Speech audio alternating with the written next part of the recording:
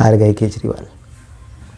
देखिए, मीडिया के लोग तो आपको अलग अलग बातें बताएंगे कि उनका आकलन होगा कि वो केजरीवाल क्यों हार गए और अंडर करंट बीजेपी की कैसे बल्ले बल्ले हो गई और क्या वजह रही जिसकी वजह से केजरीवाल हार गए। लेकिन मैं आपको ना कुछ एक सत्य बताना चाहता हूँ। केजरीवाल की जो पॉलिटिक्स थी ना, केजरीवाल की पॉलिटिक्स जो है नॉर्मल पॉलिटिक्स नहीं थी। वो एक बदलाव की बात करते थे। वो एक ऐसी बात करते थे कि वो सत्ता के शीर्ष की ताकत को आम जनता को देना चाहते थे, मोहल्ला सभा को। गांधी के ग्राम स्वराज की बात करते थे, जहाँ नेता राजा नहीं होता, वो जनता का सेवक होता है। याद है आपको डायलॉग, कौन है शिंदे? ये गृह मंत्री के बारे में बोल रहे थे वो, कौन है शिंदे? नौकर है जनता का। एक क्रांतिकारी नेता जो खड़ा हुआ था इंडिया गेट के ऊपर, और जब गवर्नमेंट उनसे रिक्वेस्ट कर रही थी कि आप यहाँ से हट जाओ क्योंकि गणतंत्र दिवस आने वाला, क्या होता है, झांकियाँ गणतंत्र दिवस नहीं होती। याद है आपको? गणतंत्र तो गण से होता है, गण मतलब जनता। एक ऐसा आदमी जो देश से ऊपर भी जनता को रखता है, एक ऐसा आदमी जो जनता के हितों की लड़ाई लड़ना चाहता है, एक ऐसा आदमी जो क्रांति करना चाहता है, देश में बदलाव लाना चाहता है। वो कहता है कि सरकारें आती हैं, सरकारें जाती हैं, बदलता कुछ नहीं, हम लोग वही दो पैसा कमाते रहते हैं और अपनी किस्मत को कोसते रहते हैं कि इस देश में कब डेवलपमेंट होगा, कब विकास होगा, कब धारा बैठेगी, कब ये हिंदू, मुसलमान, सिख, ईसाई, दलित, ब्राह्मण, राजपूत, बनिया, ठाकुर, ये सब बाइनरी ख़त्म होगी, ये टूटेगी। क्यों नेता हमें बहकाते हैं जबकि हमको मालूम है कि ये सिर्फ चुनाव जीतने के लिए हमें बहकाते हैं। ये टूटे, ये देश विकास के पथ पर आगे बढ़े, करप्शन ख़त्म हो, महिलाओं को सम्मान मिले। वो यूथ जो नाराज़ था बहुत कि लगातार बस कुछ नहीं होता, अगर आप हरा के बीजेपी को बिठा दो तो फिर बीजेपी वही करने लगती है, फिर आप हरा दो उसे तो कांग्रेस को बिठा दो, पार्टियां बदलती रहती हैं। यूपी में भी परेशान थे लोग, मायावती हार जाती थी, अखिलेश आ जाते थे, अखिलेश, सब जगह ऐसे ही चल रहा था। हरियाणा में भी हर 5 साल के अंदर जनता सरकार बदल रही थी। उस दौर में एक उम्मीद की किरण जागी। केजरीवाल ने कहा कि वो सत्ता नहीं, व्यवस्था परिवर्तन करने आए। लाखों लोग उनके साथ जुड़ गए। कोई भी उस टाइम पे ये बोले कि वो उनसे इन्फ्लुएंस नहीं था, वो झूठ बोल रहा है। ज़्यादातर लोग उनसे इन्फ्लुएंस्ड हो गए। उनका इन्फ्लुएंस्ड होने के पीछे का मकसद ये था कि वो सच्ची में देश को बदलता हुआ, करप्शन मुक्त होता हुआ, देश को महिलाओं का सम्मान बढ़ता हुआ, ये सब देखना चाहता था। फिर उनको सरकार मिली, वो सत्ता में आए, तो एक लड़ने वाला, काम करने वाला, देश को दिशा देने वाला, पढ़ा लिखा मुख्यमंत्री किस तरीके से सत्ता को चुनौती देगा और सत्ता का परिवर्तन कर देगा, ये लोग उनके 5 साल को उनको देखते रहे। और कुछ यकीनन उन्होंने वेलफेयर स्कीम भी चलाई। उस टाइम पे बिजली फ्री करी, फिर पानी फ्री करी, स्कूलों में रंग रोगन करवाया, अस्पतालों में रंग रोगन करवाया, तो ठीक है। लेकिन जब वो फंसे और जिस जगह पे भी फंसे, बीजेपी तो अपनी पॉलिटिक्स करेगी। आप ये तो नहीं कह सकते कि बीजेपी अपनी राजनीति छोड़ देगी, उसका जो तरीका है वो तो वो करेगी। जब आप फंसे और बीजेपी ने आपको ट्रैप किया शाहीन बाग के इशू के ऊपर, आपको ट्रैप किया दलित वाला लीडर की भी 22 प्रतिज्ञाओं के ऊपर, जब आप फंसे दिल्ली दंगों के ऊपर, जब आप फंसे तो आपने कुछ नहीं किया। आप सिर्फ नाली में से गेंद निकाल के लेकर आ गए और वापस उछाल के बोले ये लो वापस, ही मेरे को नहीं खेलना। उस टाइम पे आपके अंदर का जो योद्धा था, जो क्रांति थी, जो देश में बदलाव लाना चाहते थे, आपने सीधा सीधा ये मान लिया कि देश के अंदर जो है ना बीजेपी का वोटर है, और अगर आप इसके अंदर में किसी भी तरीके के काउंटर आर्गुमेंट देने की कोशिश करोगे और ये बताने की कोशिश करोगे कि ये इशू नॉन इशू है हमारे लिए, और ये इशू जो है इनको करने से देश का भला नहीं होगा, जो बीजेपी जिस तरीके की राजनीति कर रही है देश के लिए अच्छी नहीं है, आप उसको ये समझाने की बजाय आप जो है चुपचाप जो है नाली में से बॉल निकाल के उस पर चुप रहना पसंद करने लगे। तो यकीनन जो प्रभावित थे उनको निराशा लगी कि यार ये तो योद्धा थे, ये बोले नहीं। और जो प्रभावित नहीं थे, जिनको कोई फ़र्क नहीं पड़ता था, उनके लिए एंटरटेनमेंट हो गया। तो जिनका एंटरटेनमेंट बीजेपी ने किया है तो बीजेपी को वोट करेगा, और जो प्रभावित हुए वो तो आपसे निराश होंगे। देखिए, सेकुलरिज़म कोई ऐसी चीज़ नहीं है कि कोई एक सेकुलर पार्टी है और उसका सेकुलर क्रेडेंशियल है तो वो क्या कहते हैं, वो वही वाली राजनीति भी करेगी कि भाई हाँ मैं तो एक हिंदू भी हूँ, मैं तो एक मुस्लिम भी हूँ, मैं तो एक सिख भी हूँ, मैं तो सभी धर्मों की इज्जत भी करता हूँ। ये सब बकवास बात है। अगर आप किसी भी तरीके से धर्म को इन्वॉल्व करेंगे पॉलिटिक्स के अंदर, तो जो धर्म का योद्धा है वो जीतेगा।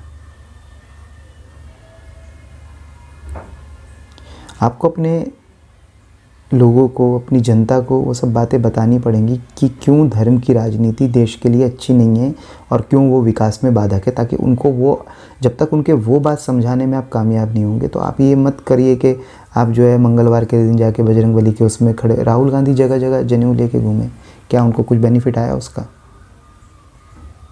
आप चुनाव ही धार्मिक योद्धाओं में से एक का करने को कह रहे हैं तो असली उसमें हमेशा भारी पड़ेगा। अपनी विचारधारा के साथ आप अडिग नहीं हैं। अभी आप देखिए ना, कितने वो लोग निराश होते हैं जब आप जो हैं वो आपका वोटर भी हैं, वो पीड़ित भी हैं, वो आपके साथ जुड़े हुए भी हैं, और जब आप उनके इशू के करने की बात आती है तो आप जो है कहते हैं नहीं नहीं ये मत बोलो, सो जा नहीं तो गब्बर आ जाएगा। गब्बर तो आ ही रहा है सब जगह, ठीक है, आ रहा है ना, लेकिन आप कितने कायर हो ये साबित करके गब्बर आपको कोड़े बरसा रहा है। तो 2012 का योद्धा 2024 तक आते आते इतना कायर हो गया। भाई आप चुनाव हार जाओ, वो लॉन्ग टर्म पॉलिटिक्स के लिए ये बहुत ज़रूरी है कि आप चुनाव भले ही हार जाओ लेकिन अपने आइडिया के साथ में आप खड़े रहो, आइडिया में, क्योंकि उस आइडिया से आपके लिए हो सकता है वो बकवास हो, लेकिन उस आइडिया से आपने जो जिन लोगों को, एक यूट्यूबर इस बात को बहुत आराम से समझ जाएगा कि जिस आइडिया से आपने अपने सब्सक्राइबर जोड़े हैं ना, उनके भावनाओं के साथ मत खेलो भाई। तो जिस आइडिया से आपने अपनी पब्लिक इकट्ठी की है, जो जन आंदोलन आपने खड़ा किया था, उसके लिए आपको काम करना ज़रूरी है, मैंडेटरी है। आप कहाँ ये जो है जय हनुमान करने पहुँच गए, बोले मैं चुनाव जीतूंगा तभी तो मैं काम कर पाऊंगा। नहीं, काम तो आप किसी भी हालत में नहीं कर पा रहे। जो भी दिल्ली का वोटर है वो इस टाइम पे ये समझता है, जानता है, उसको मालूम है कि दिल्ली के अंदर में शीला दीक्षित के बाद में कोई डेवलपमेंट का काम नहीं हुआ है। रंग रोगन पेंट वगैरह करना, देखिए शीला दीक्षित के टाइम पर ज़मीन, स्कूल जब बनते थे तो ज़मीन एक्वायर होती थी, बिल्डिंग बनती थी, उसके अंदर इंफ्रास्ट्रक्चर पैदा होता था, टीचरों की भर्ती होती थी, इतने ज़्यादा काम करने पड़ते थे, फिर भी सैकड़ों स्कूल बना दिए उन्होंने। आप पेंट करते हो और टीचरों को कहते हो, उन्हीं टीचरों को कहते हो कि अच्छे से पढ़ाओ, और कुछ सिलेबस ऐड ऑन हो गया। आपको क्या लग रहा है कि अगर 10 साल और शीला दीक्षित की सरकार रहती तो ये रंग रोगन नहीं करवा पाती हैं? कोई ऐसा काम जो आपका ट्रेडमार्क हो, जो दिल्ली में आपकी वजह से आया हो। मैं तो कह रहा हूँ दिल्ली में मोदी सरकार भी चलती है और दिल्ली में केजरीवाल सरकार भी चलती है, और 10 सालों के अंदर दिल्ली की जो भी दुर्दशा है या जो भी हालत है, दिल्ली पहले हर 1 साल के अंदर में पूरा ऐसा लगता था जैसे कोई नवीनीकरण हो गया है, यहाँ पर लगातार विकास के काम होते रहते थे। 10 सालों के अंदर में कौन सी जगह नया डेवलपमेंट हुआ है? कुछ नहीं। सबको मालूम है पॉल्यूशन भी था तो है, सबको मालूम है कि स्कूल जो थे वही हैं, उनके अंदर अब पेंट हो गया है। पहले डिस्पेंसरी होती थी, अब मोहल्ला क्लिनिक हो गई है। क्या पहले फ्री डिस्पेंसरी नहीं होती थी? हम तो बचपन से देखते हैं, गरीब लोग जाते थे फ्री में, हर जगह पर एक डिस्पेंसरी होती थी। एमसीडी की डिस्पेंसरी थी, प्राइवेट डिस्पेंसरी थी, तो थी, फ्री की दवाई मिलती थी वहाँ पर। आप बोलोगे गुणवत्ता नहीं थी, तो अरे भाई उस टाइम पे तो गुणवत्ता कहीं पे भी नहीं थी। दिल्ली में कितने प्राइवेट स्कूल थे, दिल्ली के अंदर कितने जो है प्राइवेट नर्सिंग होम थे। तो डेवलपमेंट पूरे नेशन में ही नहीं था, अपने साथ ही तरक्की करते करते चीज़ों में डेवलपमेंट आता है, तरक्की होती है। तो जो डेवलपमेंट उस टाइम पे नहीं था वो बाद में होता ही, आप उसका क्रेडिट आप ले लेते हो। और आइडिया के साथ आप खड़े नहीं रहते।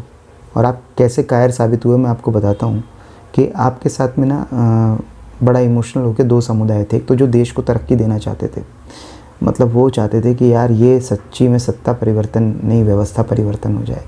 दूसरा जो पीड़ित समुदाय के लोग थे, जो जिनको लगता था कि उनके ऊपर जुल्म होता है या फिर उनके साथ में उनको मतलब उनकी लाइफ में थोड़ा बराबर का उनको सम्मान नहीं मिलता है। माइनॉरिटी के लोग थे, मुस्लिम समाज के लोग थे, दलित समाज के लोग थे।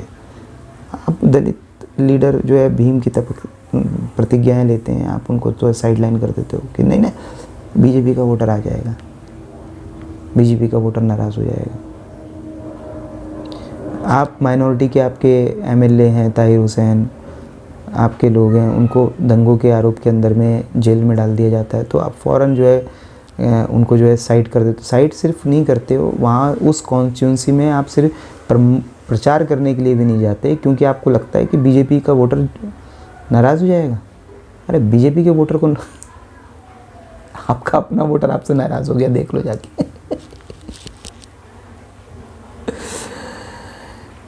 अब आप ये देख लो कि रीढ़ की हड्डी का मजबूत होना कितना ज़्यादा ज़रूरी है। चालाकी से काम नहीं चलता है कि आप जो है 200 यूनिट फ्री बिजली भी दे रहे हो और आप जो है फ्री बस यात्रा भी दे रहे हो और आप मोहल्ला क्लिनिक भी दे रहे हो, लेकिन क्योंकि आपकी रीढ़ की हड्डी में आप कायर दिख रहे हो, आपके अंदर से वो योद्धा ख़त्म हो चुका है, वॉरियर नहीं है, तो जनता आपके साथ नहीं है। जनता भीख नहीं चाहती है, जनता सम्मान चाहती है। जनता को अगर ये लगता है कि जो आप दे रहे हो ये उसका हक है, तो जनता को चाहिए।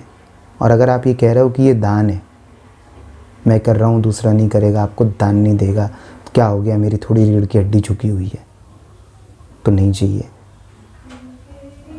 नेता तो मजबूत होना चाहिए ना। मोदी जी जो भी अपने आइडिया के साथ खड़े हुए हैं ना, कोशिश करते हैं उसको पूरा करने की, कुछ काम हो पाते हैं, कुछ काम नहीं हो पाते। आरएसएस का एक आइडिया है कि वो धर्म के साथ देश को लेके आगे जाना चाहती है। कांग्रेस का एक आइडिया है कि धर्म का सम्मान करते हुए विकास करना चाहती है। लेकिन मेरा मानना ये है कि सेकुलरिज्म का प्योर आइडिया ये होता है कि धर्म को राजनीति से हटाकर फिर विकास, डेवलपमेंट, जैसे चाइना ने किया, वहीं पर डेवलपमेंट होता है जहाँ पॉलिटिक्स में धर्म का रोल नहीं होता। धर्म सबका अपने अपने घर, कौन क्या फॉलो करता है, कौन क्या फॉलो नहीं करता। आप वीडियो देखते हुए नाम देखते हो कि इसका धर्म क्या है, इसका आइडिया क्या है, तो फिर वो नेशन डेवलपमेंट कर ही नहीं सकता। ये तो सबको, ये चाशनी तो सबको छोड़नी पड़ेगी। आपको लगातार ये एक्चुअली ये वो जाल है जिसके अंदर आपको लगातार फंसा के घेरा जाता है और डेवलपमेंट से दूर किया जाता है। चाहे आपको कास्ट के मुद्दे पर घेरा जाए, चाहे आपको जाति के मुद्दे पर, धर्म के मुद्दे पर घेरा जाए, आपको फंसा दिया जाता है। आपको सख्त रहना पड़ेगा।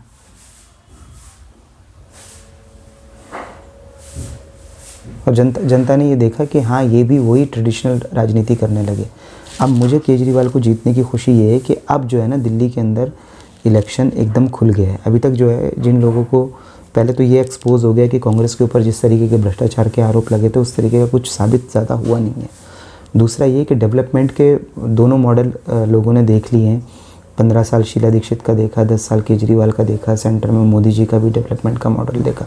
अभी 5 साल और एक फेयर चांस मिल जाएगा कि सेंटर और स्टेट दोनों जगह बीजेपी की गवर्नमेंट रहेगी। और ये लोग तो आपको पता ही है राजनीति क्या है, बुलडोज़र वगैरह चलाएंगे, कभी इधर शोर मचाएंगे, कभी किसी की रेडी पटरी हटाएंगे, उस तरह की रीलें बना के वायरल करेंगे। डेवलपमेंट से इनका कोई कनेक्शन है नहीं, जो जिस राजनीति के धुरंधर हैं वही ये करेंगे। तो अब जनता के पास प्योर एक बैलेंस आ जाएगा कि हाँ, ये आपके पास में ऑप्शन है।